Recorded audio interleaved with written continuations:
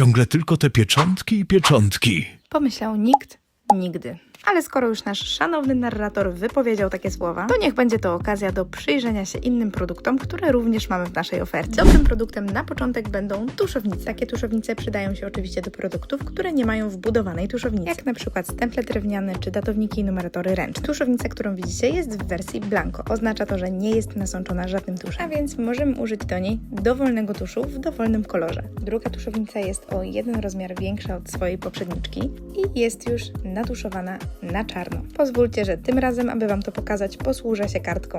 Do takiej tuszownicy nie możemy już dodać żadnego innego tuszu niż tusz czarny. Dodanie innego koloru naturalnie spowoduje, że tusze się pomieszają i w konsekwencji czego żaden kolor nie będzie zadowalający. Zróbmy sobie jeszcze małe porównanie, jak prezentują się te dwa rozmiary tuszownic obok siebie. Pamiętajcie oczywiście, że każdą z tych tuszownic możecie nabyć zarówno w jednym z podstawowych kolorów, jak i w wersji blanco.